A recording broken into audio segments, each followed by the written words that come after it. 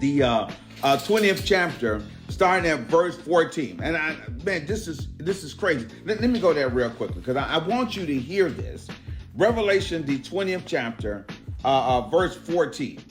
Because listen what John wrote in there. He said, "And death and hell was cast into the lake of fire. This was the second death." And I said, wait a minute, the second death? That means that was the first one? Yes, it was.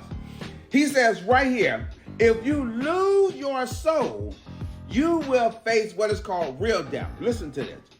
When we die, we all go into eternity. Death is separation from God. That's real death.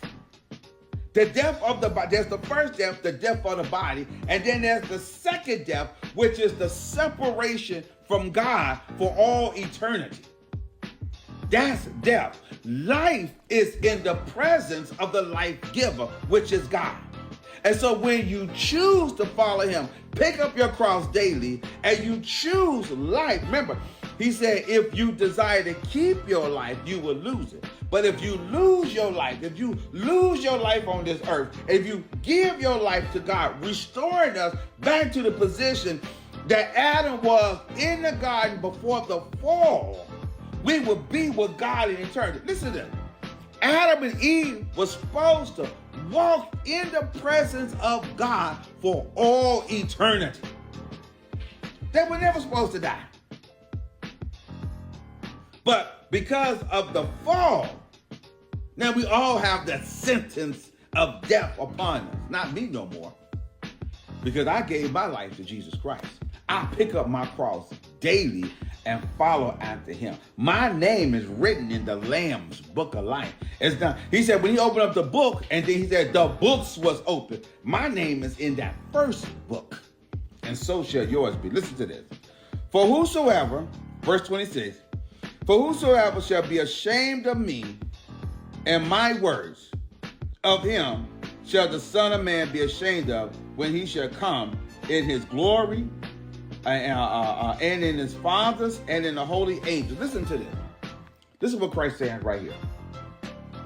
He said, for whosoever is ashamed of him now and of his words, that means you're ashamed to be known by what Christ teaches, and you're ashamed of what his word is teaching, of what he has laid out before us.